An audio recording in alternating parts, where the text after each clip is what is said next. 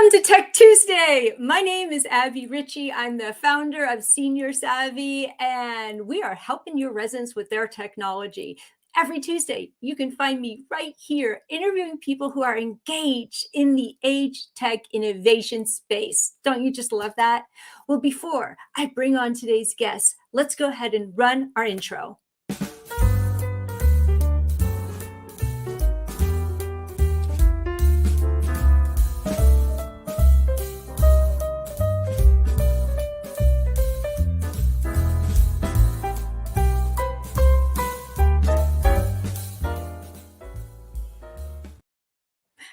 Today's guest is Michael Hollen. Michael, welcome to Tech Tuesday.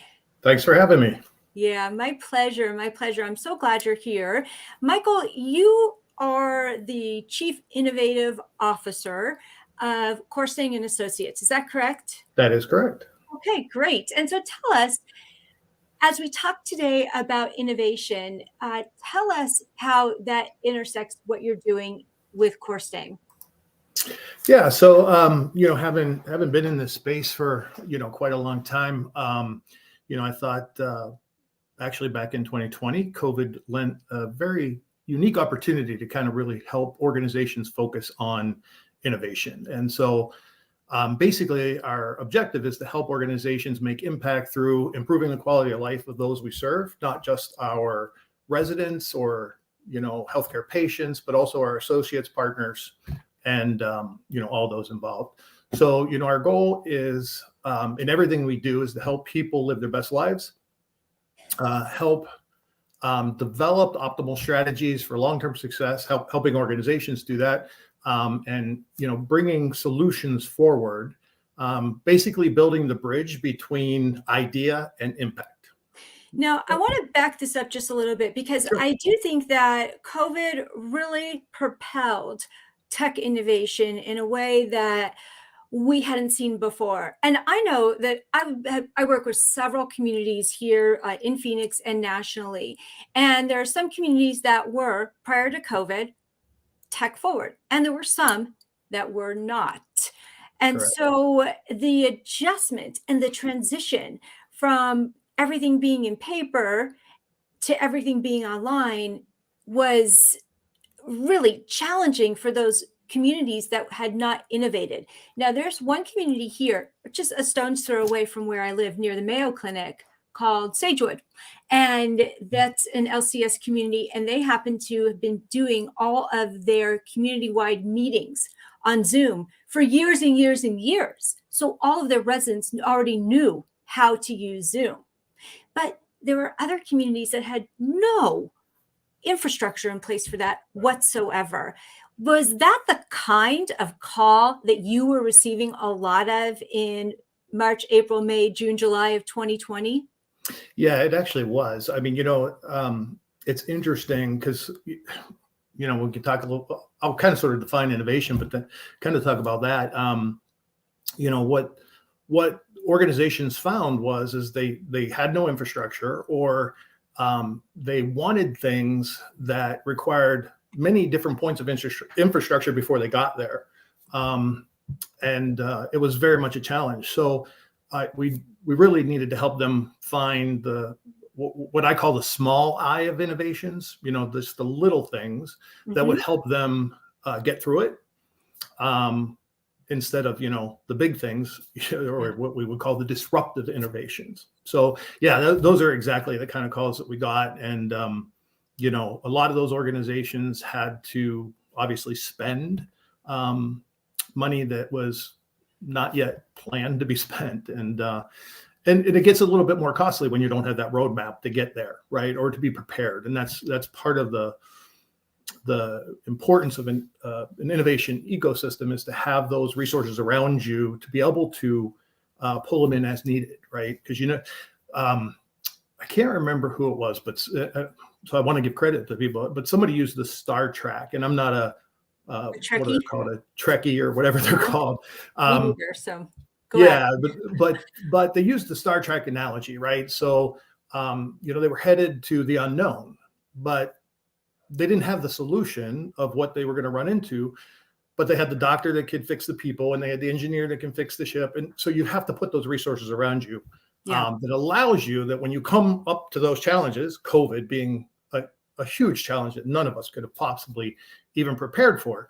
And no organization was prepared for that, but some had those resources around them to be able to pull them in and create a solution for that particular scenario. That's a really good point. I want to ask you about something you mentioned earlier, because I haven't heard of this before. It's the little I and the big I of innovation. What does that mean?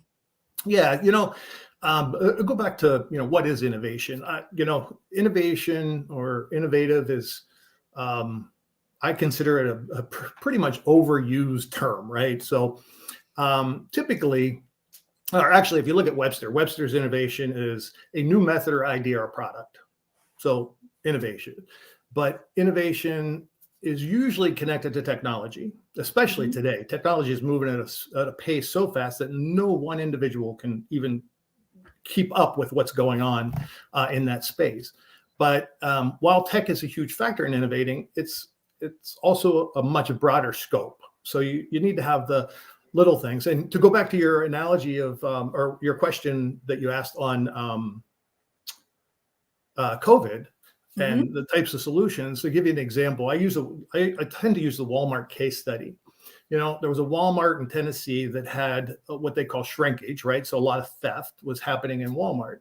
Now they could go out and get the technology and spend all that money to have those beepers as, everything's got a little tag on it and they're going out the door, but not all organizations have that kind of money. So that would be a big I, right? So they, spend a lot of money on tech, they put it in place, it's very innovative. The little I of innovation then becomes the general manager who had the idea of putting a greeter at the door just to say hi as people come in. That greeter was put there to reduce shrinkage. They were also looking for people stealing. Now that you say that, I'm sorry. Now that you say that, I can recollect seeing a greeter when I go to Walmart. Yes, exactly. So it's not, that greeter was not put on just to say hi, but they brought in a senior, and it's a person there that made it more difficult for people to shoplift. And it didn't cost as much as all that other technology. And so back to your question earlier, those are the kind of things we were helping organizations do, find those little I's, which were kind of solutions to their problem, without having to spend those big dollars. Now, you obviously want to get to that disruptive technology as well, but that's a process of a lot of small I's. Now, I have a question for you, because in my experience, when communities were struggling with communication during COVID, to me, the big I was the resident engagement platform. Either you had it or you didn't. If you had it already in place, you could build upon it. Would those building upon it be the little I's, but then the resident engagement platform, getting that in place, would be the big I? Yeah, the big I, to think of the big I is disruptive, right? So I would just say the big I is disruptive. What are we putting in place? And so that would be kind of sort of that overall platform that, communicates with residents in 7 different ways, and they get social media blasts and all that kind of stuff that's just so innovative that, it's out there. The little I could be something as simple as a paper transition to make sure residents are getting communication in that particular time, like how those communications are getting to residents in a non-contact way. So it doesn't have to be technology. To kind of put it in a little bit more of a sense, I mean, we're kind of sort of going through this as a world right now. I use the transportation system as an example. California by 2035 will not sell cars that aren't electric. You can't sell a gas or petroleum-based car. That is a big I. That's a disruptive technology, right? To get there, there's a whole infrastructure that has to be put into place for people to actually function in those cars. So that's the big I. The small I there is, while they're putting that infrastructure in place, there might be a vacuum that can be added to their exhaust that allows the carbon footprint or the emissions of that car to be reduced by 25%. that's the small I, right? You're Mhm. not forgetting about those small I's that are making impact as we move forward. So Got it. They got it. That's a great example. I really appreciate that. And I can see how that would have an impact in a community. When you are in a community as a senior living operator, they're probably watching this right now, and you want to start to make changes and start to innovate, what should you be looking for? Should you be looking for the thing that's, causing the most pain inside your community? yeah, I mean, you have to start with what is the needed outcome, right? And then what are the steps to get there? So you use kind of sort of the plan, organize, control, and measure or lead um, kind of approach, right? So what is the plan? What are you trying to solve for? Um, what resources do you have? What resources do you need? And what's the path of gathering those all together? And then educating and teaching and coaching people through it, kind of a deal. So it is kind of a big process in that aspect. And I want to address Jesse's comment Yeah. here. He talks about, apologize about that, Jesse. He talks about the big I being the communication struggle when communities don't even have Wi-Fi. That's a very good point. In a past life, I had a leader or a request to look at robotics. They wanted to do the big I, right? Robotics, going to deliver food, help all these different pieces. When we looked at the campus, to Jesse's point, it didn't even have Wi-Fi. In order to have robotics, you got to map ceilings, and you got to have Wi-Fi elevators, or it can't go up and down, floors. And so there is hugely a gap between what we want as an outcome and what we have currently, and then how to build that bridge to get there. And there are also a lot of resources that can be utilized. It doesn't necessarily have to cost a lot, right?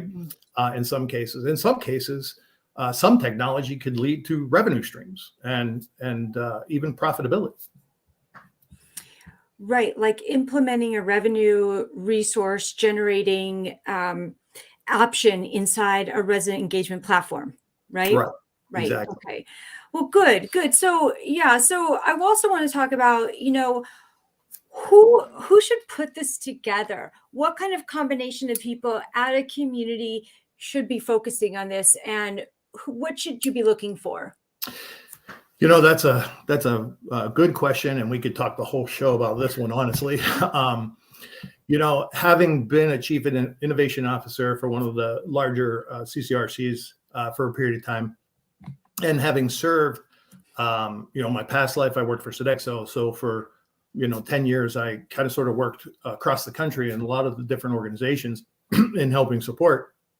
And you see a lot of different things, and actually having that exposure was a very nice benefit, because people were, to our point earlier, in a lot of different spots. They're not even thinking about innovation, or they can't even communicate because there's no Wi-Fi. And then there are those that are forward progressive thinkers. If you look at those different organizations, it's going to be driven by the CEO. We can talk about, you can have, if I'm sitting in a room and I'm talking to the leadership team and trying to persuade them that this is the kind of sort of the direction we go, you have all these different people in the room that are coming from different perspectives, and they have their own daily challenges, right? So I could introduce it to the COO, and to that COO, it's just a nuisance, because, they got all this stuff going on over here with nursing, and they really just don't want to deal with it, or can't deal with it. It's not even a don't want to, it's just not in the scope of where they need to go. So it is, my personal opinion, that all should be driven by the CEO of an organization. Steve Jobs is kind of an example of that, in the aspects that, I always talked about thinking different. And, Steve Jobs was like, he didn't approach it from a tech standpoint. He said, I want to be able to look at this and push this button and get this. That he gave the vision, right? Mm-hmm. And then you have your, what we'll call the inner ecosystem, which is your vendors, your resource, your providing partners. All of those kind of sort of people play a part in innovation. it has to be driven from the top down. I sat in a room with leadership team and, CFO, COO, CHO, all the C-level people, and had a conversation, and, they're gonna listen to it, but they're all coming from, as I said, they're coming from a different perspective. Yeah. But in that conversation, there was another discussion, and it said, well, our CEO wants this, so we need to make this happen. Right. Okay. But if their CIO wanted it, it would just kind of sort of be there, right? Yeah. So without the CEO really driving the needed outcome or the desired outcome, it really struggles within an organization. And we'll see that in, I know I've had conversations with many within the senior living space that are known for their innovation and bringing it forward.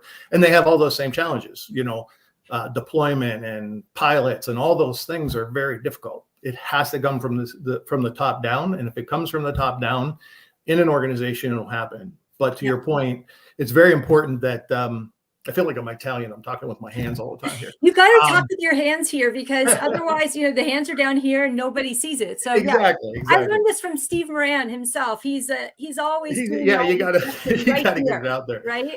So so Moran, you should have to kind of sort of summarize. You need to have that inner ecosystem where everybody knows and understands their part in innovation.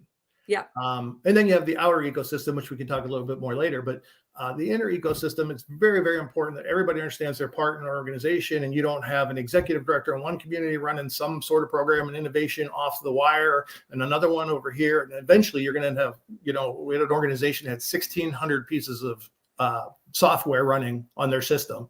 I want to ask you, though, how does Corstang interface here? How do you come in, and do you take the directives from the CEO and then work to implement them through all the departments? And right now, I am talking with more hand gestures than ever before. No problem. That's my fault. Okay. What we do, it's more about listening, right? Because a lot of the times what an organization wants isn't necessarily what an organization needs, right, to get there. Mm-hmm. They want the robotics, but they need the Wi-Fi kind of a deal. And so it's important. What we do is we listen to what is the needed outcome.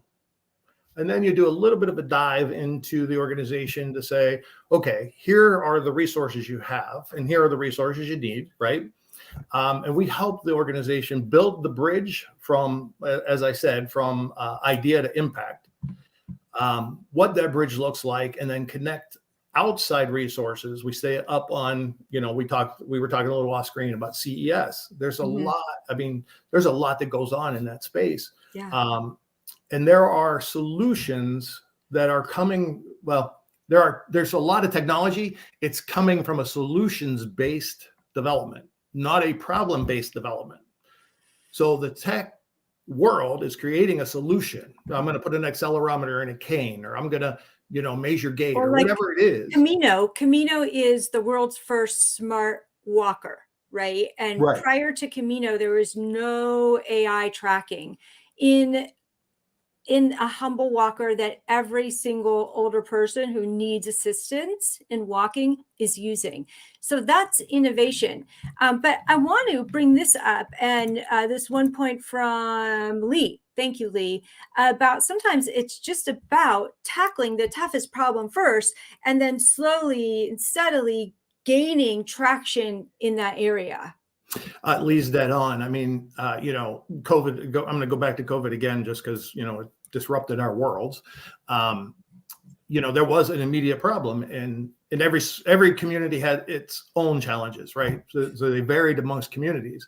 The interesting piece, though, is to the point of continuous. I use a term says I can, right? So the term is I can. It's improvement, constant and never ending. So Lee's 100% right.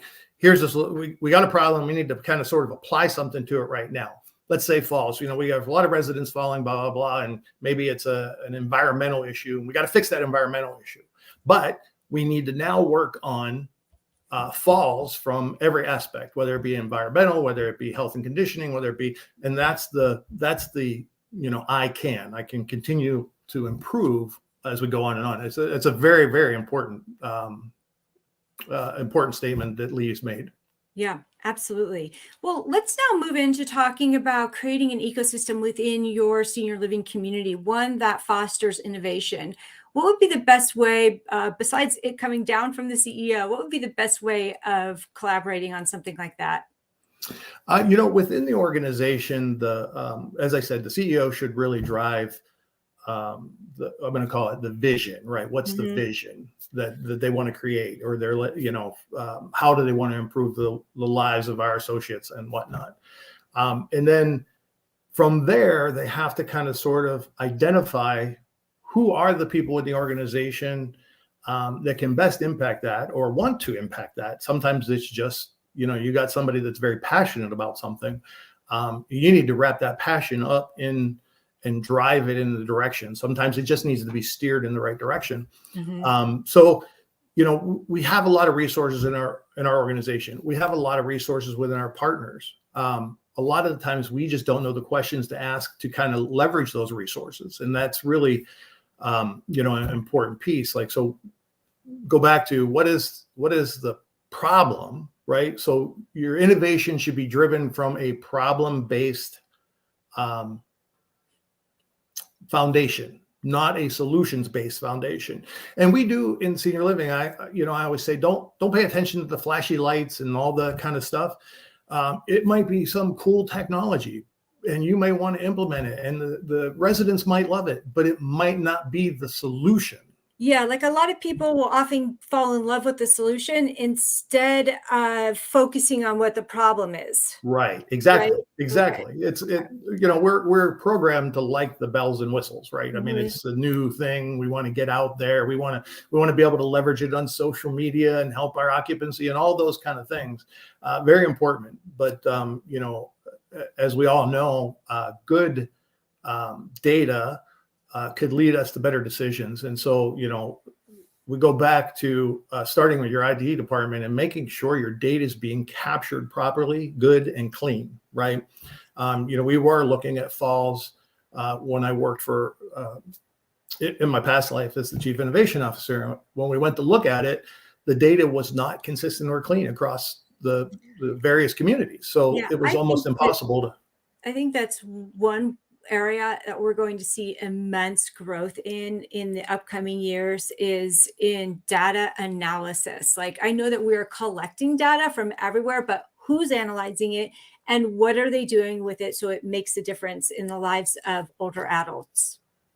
Yeah, and what our communities and our leaders sometimes don't know, we naturally think when we look at bringing in new technologies and things like that they're just automatically going to be expensive. Startups are actually looking for organizations that will help them understand what their technology solves for. And some will even kind of sort of help us understand that it's designed for retail, but with these small little tweaks, it could solve a huge problem within our senior living space. That was something I really loved about CES was Eureka Park, for instance, where people are bringing their products and they don't know exactly where they're going to end up, but they're open to figuring out how they can make it work for, certain populations in need. Yeah. And having the data, you have 4,500 residents in a system, all of those kind of things. I mean, that is extremely helpful to those organizations. And there are ways to so one, you can kind of sort of bring them in to the fold.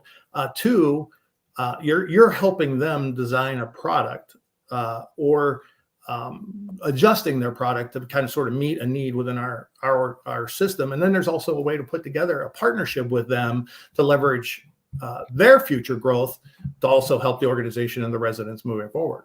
A lot of the times we just assume vendor partner, right? Or vendor, consumer.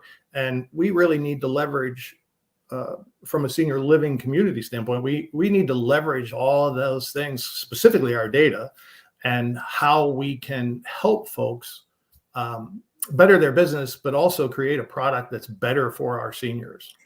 Yeah, one thing that bugs me to no end is when someone says, "Oh my gosh, this is so easy." And I never think anything is easy, because in my terms, it's what I'm explaining to someone in their 80s or 90s or 100. So what's easy to, a 20-year-old is very different than what's easy to an older adult. So Correct. one thing that I'm constantly doing is filtering through my ability to explain something in a way that someone is going to understand it, and get rid of all of the other words that they won't understand. I don't Right. even know if I did a good job of saying that. No, I know exactly what you're saying. I'll go back to, I used to own restaurants. And so, I could talk to the manager and say, your food cost is 2% high. They got it. They understood, they knew what they needed to do. But if I said that to a server, they'd be like, I don't understand. But if I Right. told the server, I need you to save me 15 cents a guest. Oh, they're like, oh, well, we'll ask if they want refills versus putting it down. You know what I mean? Right. And they can impact it. But to your point, you have to know the language to talk to the different people in your ecosystem, and what's the benefit to them as well as you, right? And Benefit is huge. That's for yeah, sure. Yeah, that's for sure. Now, with just a couple of minutes left, I want to ask you a fun question. So sure. tell me, what are some pieces of technology or things that you've seen out there that have really impressed you lately? Oh, lately, well, due to health issues, as you know, I didn't make CES. I was really looking forward to that. It's interesting. A lot of what impresses me is technology that is looking, um, and I'm not going to talk about anything specific, but more about what technology should be. One, it should be passive or supportive to a resident, right? A camera is not passive. You're watching and monitoring it. I'll tell you right now, a boomer is not going to accept that, right? But a So, sensor is. yeah. So, it needs to be passive. It also needs to solve for um, employment challenges or Right. associate challenges, right? It should Right. help them be more productive. It shouldn't be a complex system that slows them down or makes a difference. So it's very important to look at those pieces. It should be adjustable as the community, as the world adjusts, right? Another pandemic happens, we may need to adjust that technology. So you need your technology to be a little bit flexible. You can spend, a couple $100,000 on a POS system that is hard chipped, which means if you need to change that POS system, you got to throw out all your hardware and start over fresh and spend another couple hundred. Or you can find somebody that's just a software provider that will kind of provide you a solution. And if it doesn't work, you kind of throw out the software, and for $2,500 or $25,000, you can keep all your hardware, right? So very important to look at all those different components. It has to be sustainable. A lot of what we do is bring in the new technology, and it costs this much per month or this much per year. And then we want to add this on. And by the time you get there, it's that old analogy of boiling the frog 1 degree at a time, right? And so it's very important to see what we have, what is it, how flexible is it, and then start kind of sort of bringing in. I can't tell you enough the importance of assessing where you're at, what you have. That is 80% of the process of being ready to innovate. Gotcha. Well, Michael, it's been wonderful having you here today. I've really appreciated our participants who have chatted in there, and I thank you so much for that. It really helps add more depth to our discussion. I'm thankful for the hand gestures today that have enlivened our situation and just made it so much better. We've got to do that. And I'm glad that you're feeling better and you are with us today. Thanks. So if someone wants to get in touch with you to innovate at their community, what's the best way for them to do that?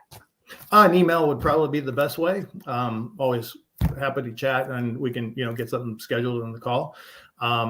And I love to talk about this stuff. So, phone calls are never a charge, right? So it's to me, the more we interact with each other and the more we create that ecosystem of resources, AARP, National Council on Aging, Age Tech. I mean, there's just so many things out there. And what I try and do is kind of sort of stay on that platform. And so I may even be able just to guide somebody in the right direction. Love it. Well, thank you again. And I hope everyone has a wonderful week. For those that are Asha right now, I hope I see you there this afternoon. Come over and say hello to me. And we will see you back here next week. Goodbye. Bye.